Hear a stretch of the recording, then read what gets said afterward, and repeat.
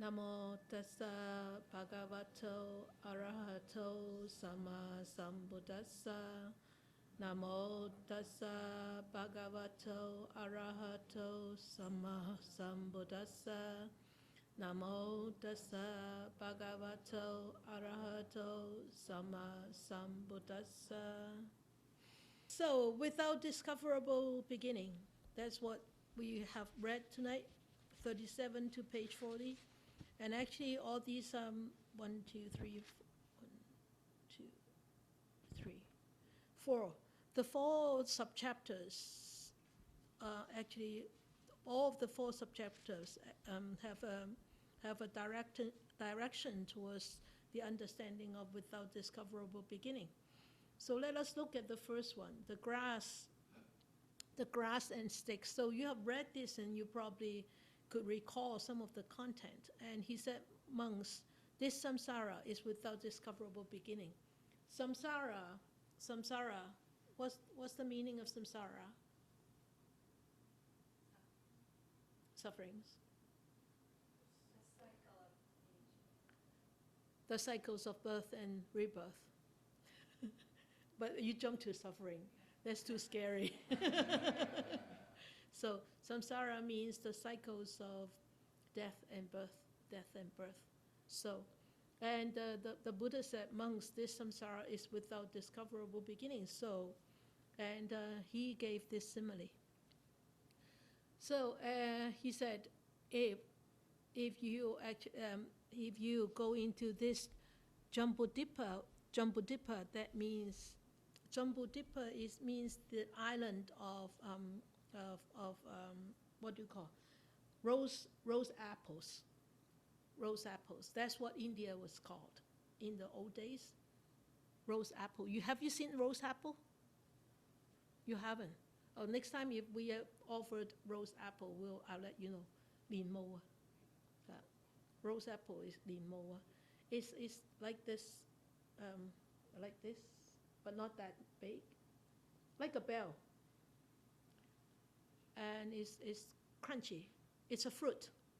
It's very watery. It's very sweet. And it's got 2 colors. One color is the red, one is green. But mostly you will see the red color. It doesn't grow here. It grows in the tropical.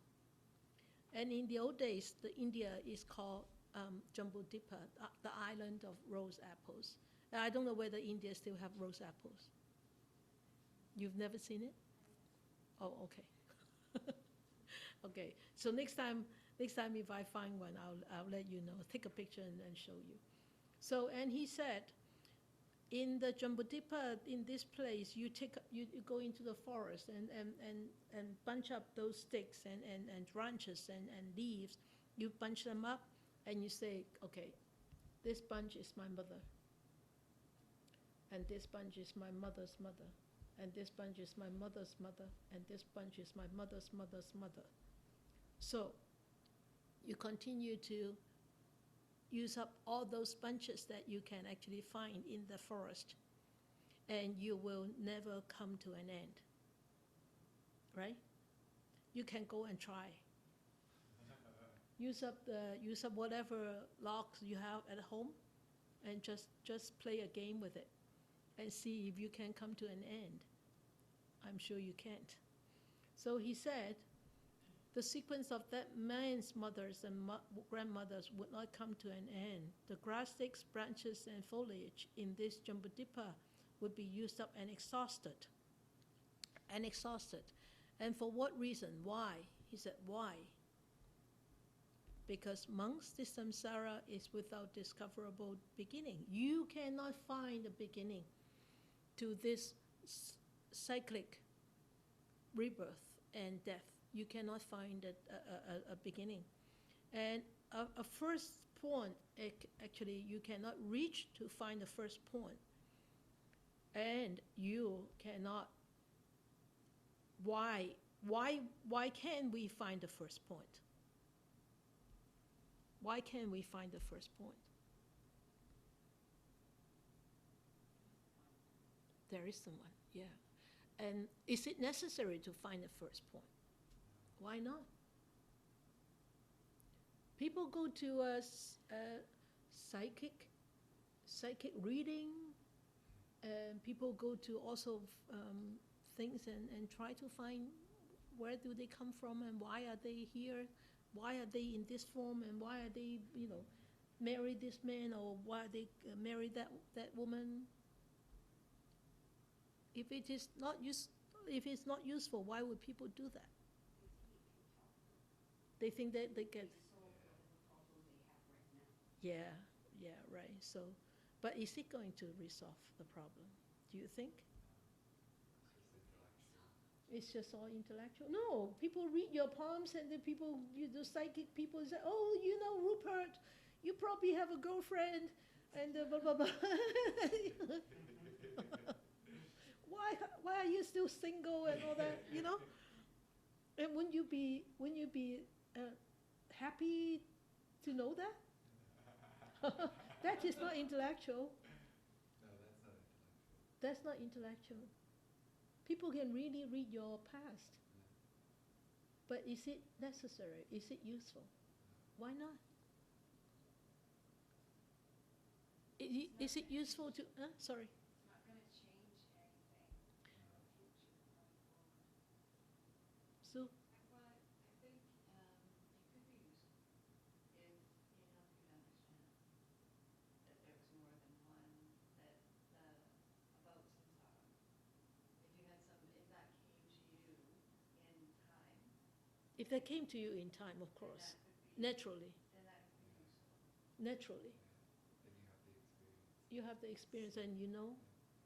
And definitely sometimes when you know the past, some of the past, really some things could be resolved sometimes.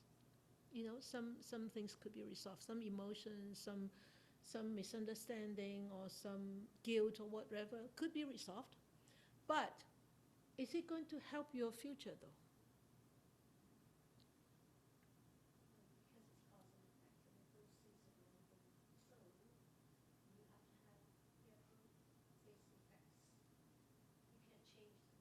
You cannot change the past, right? But you can change your future by changing your present. Yeah, the way you are right here. So that's why the Buddha said, finding a beginning is really not necessary, and it's not going to help you for your future. It may be able to help you to resolve some things right now, and you say, oh, if I have resolved this right now, then I will be able to move on, right? But if you constantly depend on the past to find a resolution, then you are really going into the unknown all the time, and you will be like running endlessly, looking for those answers, right? And rather than that, why don't we use our time wisely right here, and to deal with whatever that we have right now, and hopefully we plant wholesome and better seeds for the future right from here, right? So that's why the Buddha said the first point is not being discerned, and it's not necessary really to look for it.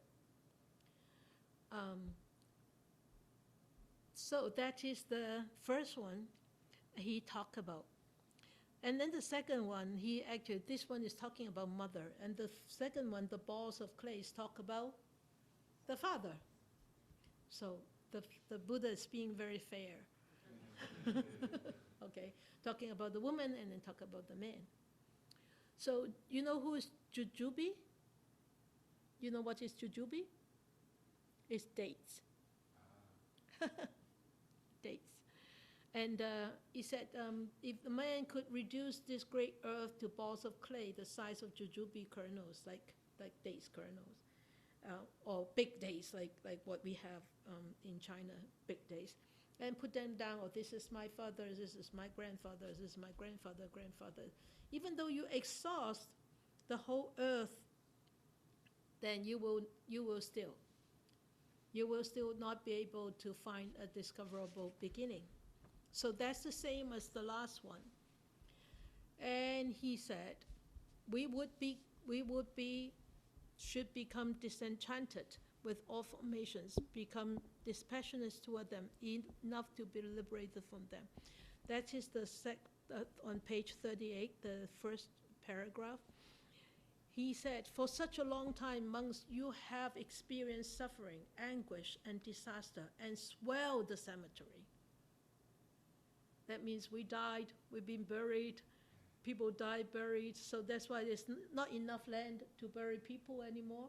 So that modernization, so ash urn, right? So even ash urn are not enough space for ash urns, so they make garden, so you spread your ashes. Okay, bone meal, go back to the earth, right? I said, it is enough to become disenchanted. Because of this, without discoverable beginning, we constantly being reborn and die, being reborn and die. And every life, he said, every life, we become somebody, and then that somebody suffers, right? And we wanted to be liberated from the suffering. But yet, we constantly dive back into those old habits, constantly create those new karma again, before the old karma being exhausted. We constantly multiply. So on top of the old karma, we have new karma. So constantly, we constantly run in these cycles. And he said, you should be disenchanted. But we are so ignorant, we are so naive, we are so dumb that we, at this life right now, is so nice, I have such a beautiful life. I make enough money, I've got a big house, I've got a beautiful garden, and I've got a good job, and my life is not too bad. I mean, your life is not too bad, right? Really, right? Not too bad, right? How are we going to become disenchanted? Right? That's the problem, isn't it? Not really? Okay. Not really. You're very enchanted. You're disenchanted? Good. Yeah, good. So we should become disenchanted. It doesn't mean that we become pessimistic, though.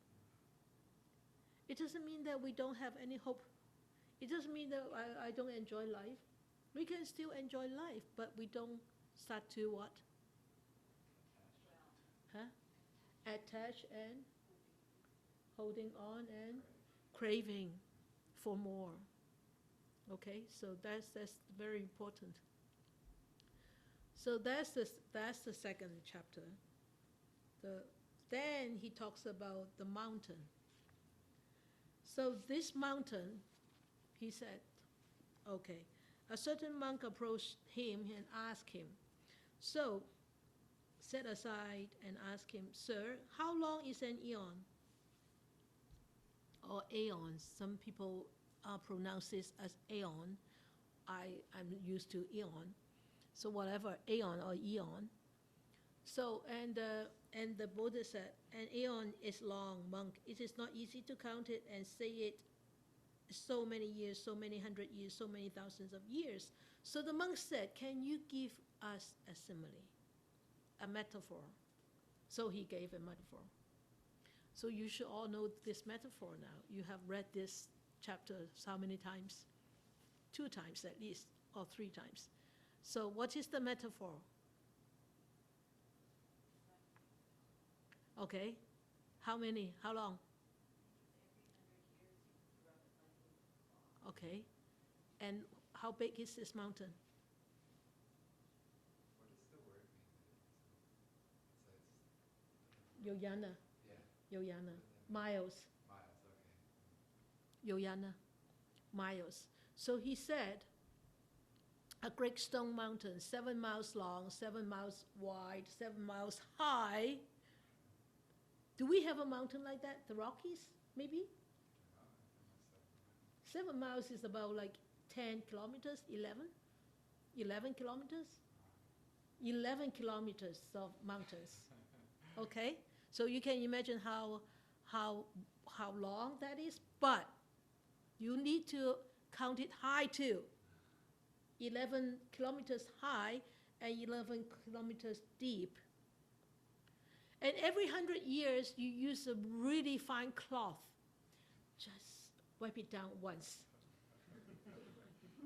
Once. Every 100 years, you can only do that once, every 100 years. And he said, every 100 years, fine cloth to stroke it once and be worn away. This mountain is eventually will be worn away because you have such patience, right, to stroke it every 100 years. And we still have not come to an end of an eon.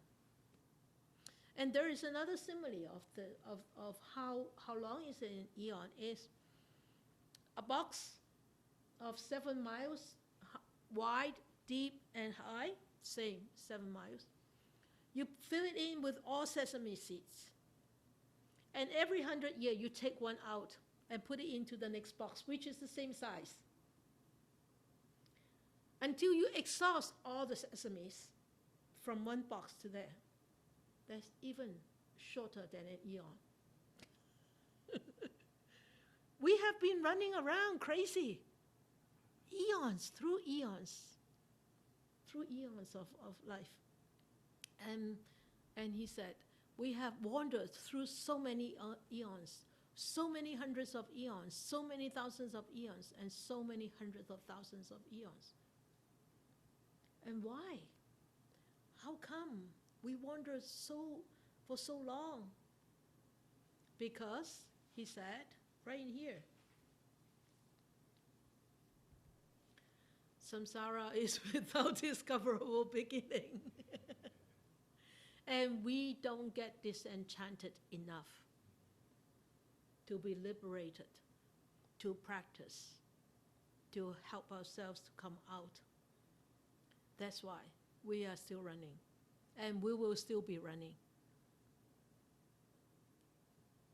But that is optimistic, because this lifetime, you encounter the Buddha's teachings, the words of the Buddha, and there is a chance for you, hopefully, to come back as human being next life and keep practicing. Eons. Eons. And that's the hope. So one day, eventually, one day, this eon we will be completely out of this samsara. Okay, so the next chapter is the river Ganges. So he said, the monks asked him, so how many eons have elapsed and gone by, sir? And this Brahmin, the one of the higher caste in the old days of India, and he said, Brahmin, many eons have elapsed already, gone by. It is not easy to count them and say they are so many eons or hundreds of eons or thousands. So, but the Brahmin said, sir, can you give us a simile?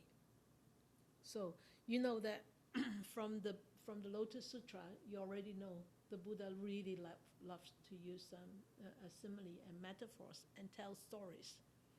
Remember the Dhammapada, there are 423 verses in Dhammapada, and there are 423 stories in Dhammapada. So he said, sure, I'll give you a simile.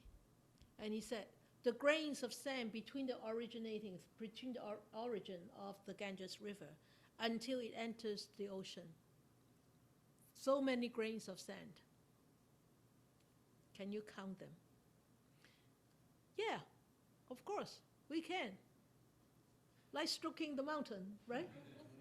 We can. We just count one grain, 2 grains, 3 grains. So we count. So how easy is it to count those cents? Not easy, but it's possible. Not easy, but it's possible.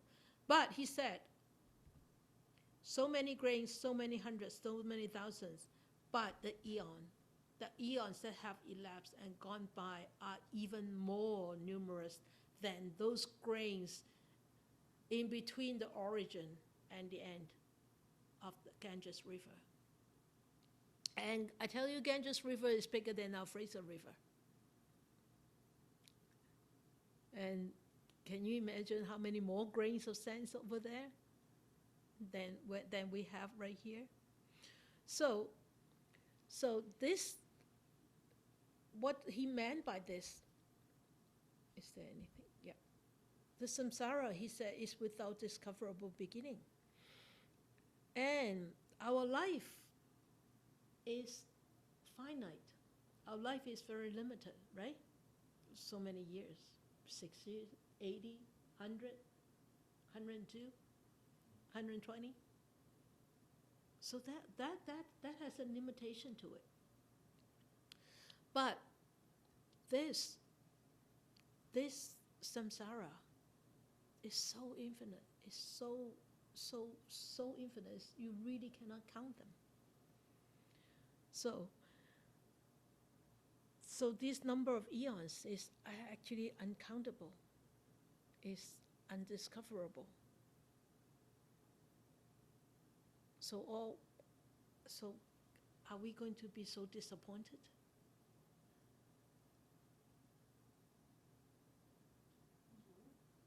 Good. You're very optimistic, Nora. Because it's already gone. So what is here now is more. What about the eons in the future? Well, that's why we need to do what we are doing now. Good. Good. Yeah. It's true.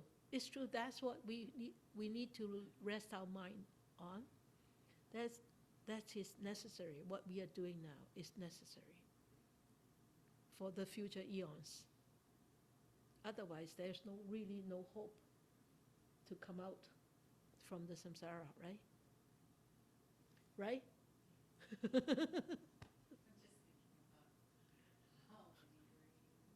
thinking about how many grains of sand. How many grains of sand? Yeah, eons of grains of sand. Yeah. So at the end of this chapter, he actually gave another simile. He said, Mangsi samsara is without discoverable beginning. A first point is not discerned of beings roaming and wandering, unhindered by ignorance and fettered by craving. So he actually told us the whole reason why we are wandering in samsara.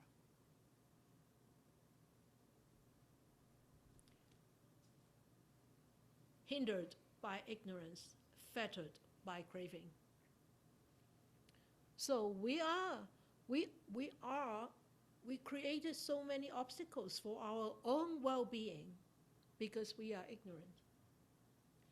And we actually have so many entanglements. We actually bind ourselves so tight and so strong because of craving. These two actually are the causes of why we are roaming in samsara. We are wandering. And you know what? You can see it. If you don't see it in yourself, you can see it in others. We always see others so clearly. And we don't see ourselves. And you look at others. I went to Kent. We went to Kent on Friday, and so we have a group of inmate friends. I was talking about the Four Noble Truths. I was talking about the cause of sufferings and the way out of sufferings. So I asked them, how many did we have that day? 1, 2, 3, 4, 5. We had five guys there. I asked them. I said, this is what the Buddha taught. Sufferings. This is suffering, and this is the cause of suffering. And this is the way of suffering, and you have to walk on this path to come out of sufferings. I said, can you reflect upon that, the suffering and the cause of suffering? And 1, 2, 3, I think 3 actually spoke out, and all three of them, correct me if I remember it wrongly ever, all 3 of them were complaining about the situation in the prison, about the food, about the noise, about all the rules, about all the whatever. And that caused their sufferings. None of them actually said something about their own creation, their own cause why they were in prison. That is the origin of that of this particular suffering in the prison. Why would they suffer? Why were they in prison? Why would they have to go through all this suffering while they were in prison? The first cause of bringing them into prison, they did not mention about that. And I did not ask them, why? Why didn't you mention about this? Too delicate. It's too sensitive a matter to ask. But I'm going to ask sooner. I think one day I will ask. I'm going to keep on bringing up this Four Noble Truths over and over again until they really start to actually see that. This is really not, sometimes I think in the prison it's really not suffering. I think you suffer more than them. Sometimes I do think, because all they lack is what? Physical freedom. They've got room and board. They've got work. They've got very regimental routine that really don't allow them to have second thoughts. Right? And they've got uniforms. So not like you, in the morning you open up your wardrobe and you need to find out what to wear today. And you get all mixed up, hey, where am I going to wear blue, where am I going to wear black? No, blue and black maybe, or yellow and green. It's true, isn't it? And what to eat today? Pizza, spaghetti, fried rice, or stew, whatever, You have all those choices, and that could be suffering. Too many choices could be sufferings. Because, especially in the family, somebody may want pizza, somebody may want lasagna, somebody may want hamburger. He said, no, I'm cooking tonight, I'm going to cook, you're going to eat whatever I'm cooking. So the kids are suffering. The kids suffer because you cook for the food that they don't like. They don't have a choice. They do have choices sometimes. They can ask for vegetarian. They can call for what do you call that? Jain style or Jewish style food, kosher food. Yeah.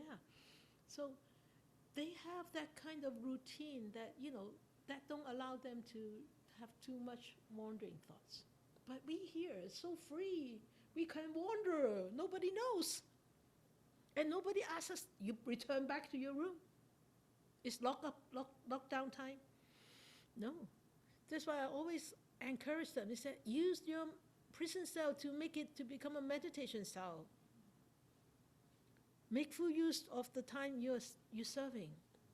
Because the outside world is not easy to handle when you go out, when you leave. Because, sometimes they leave in 20 years, 18 years, 15 years. The world is totally different than the world they remembered.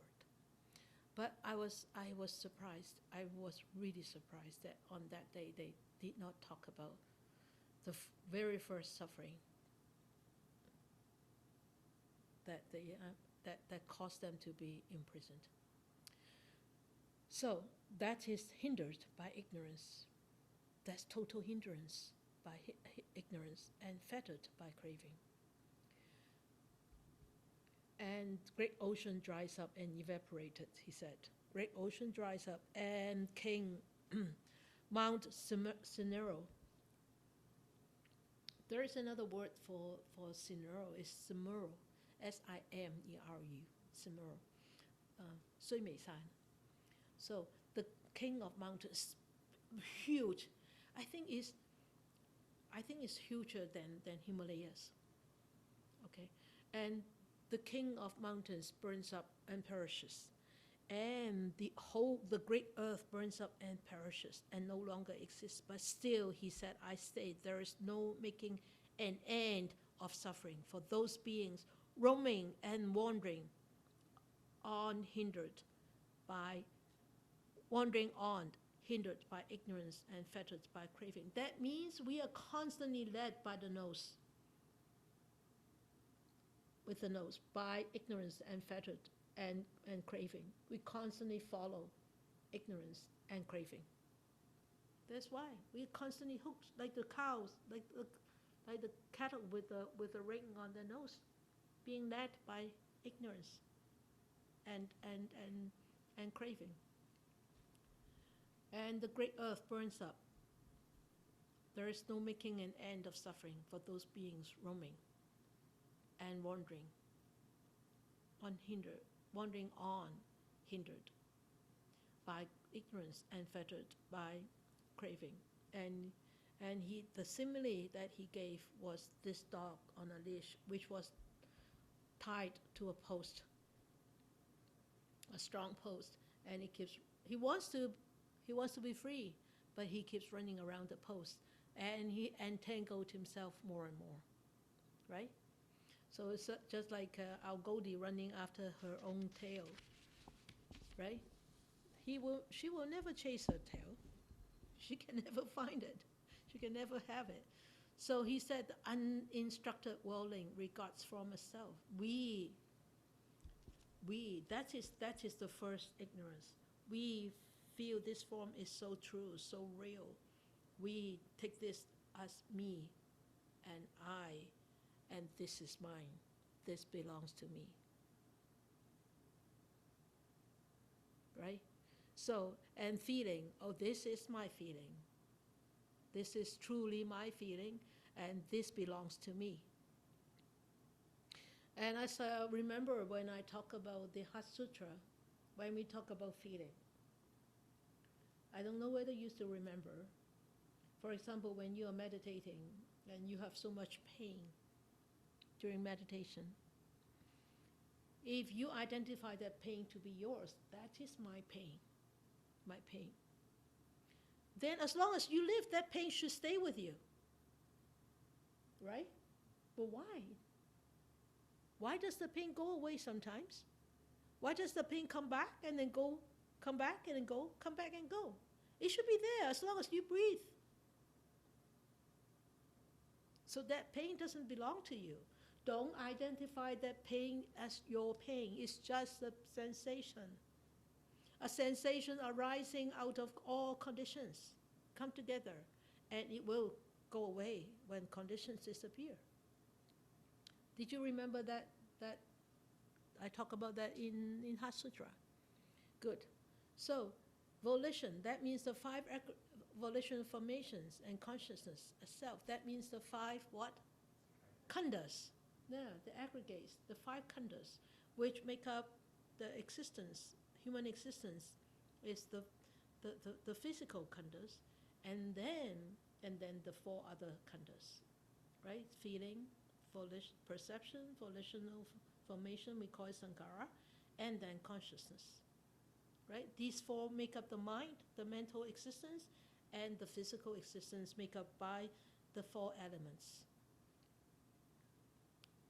Okay, so the uninstructed worldling, that means an unwise person like us, we always think, oh, this is my body, I'm growing old, I am dying. Oh, my body is going, and what am I going to do? There's nothing you can do. Really. Well, you can do anything to your hair. You can do anything to your wrinkles, but that doesn't last long. It still will go, right?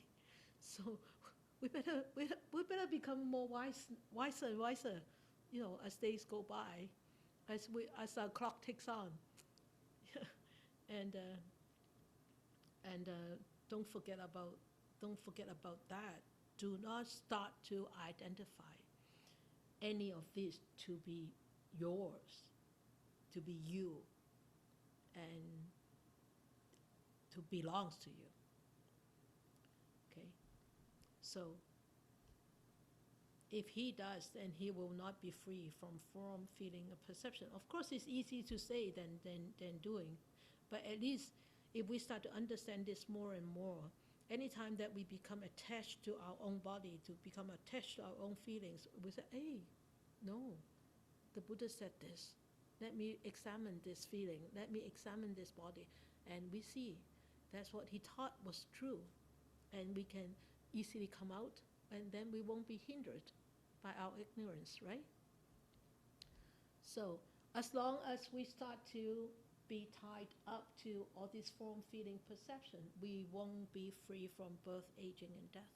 Definitely we will be constantly going around in samsara. And definitely we will not be free from sorrow, lamentation, pain, dejection, and despair, because when we die, definitely we will feel sad and sorrow, and our families will lament, oh, she died, he died. And there is a lot of pain, mental pain, physical pain, and despair. And that's where sufferings come from, because of ignorance and endless craving. So it's really nice to be able to actually clear out your wardrobe, clear out your shoes rope, clear out your food rope, and clear out your bank account too. So that, when we need to leave this life, we don't carry too many burdens on our shoulders. So I would like you to go and reflect on this, and maybe we can discuss this next time. Do you believe in cyclic existence? That means rebirth. Every day. Good. Every moment, yeah, every moment, every day, and every life. And if you don't believe in this, you really have to look at yourself and just remind yourself, I was a baby before, weigh maybe 6 pounds. Now I'm 60 years old, weigh 150 pounds. That's cyclic existence. That's changes. That's impermanence already, right? And I used to have black hair, and now my hair is white, silver, or red. What's happened to my black hair? Changes. Okay? So try to convince yourself. Cyclic existence doesn't only start when we die. It goes on while we are alive already. Okay? Why do you believe or not believe? That's easy. I have explained already. Does this really happen only when we die? I have explained already. I give you all the answers. I forgot what I put down. So good, eh? And if this is true, would it affect on how we view and live our life, deal with people, deal with situations? Definitely, right? Definitely. We should treasure more, cherish, treasure, grateful, appreciate. Even, I always say, even downtime, even ups, people get elated. Down, people get depressed. Even the downtime is actually a great lesson for us to be trained to become more resilient, more positive. Why? Only down? No, because it's changing. the Buddha said it's impermanent. Whatever goes down will come up again, right? Whatever goes up will come down again. So let us be more balanced. Not too elated, not too depressed. More balanced. So is cyclic existence always related with sufferings?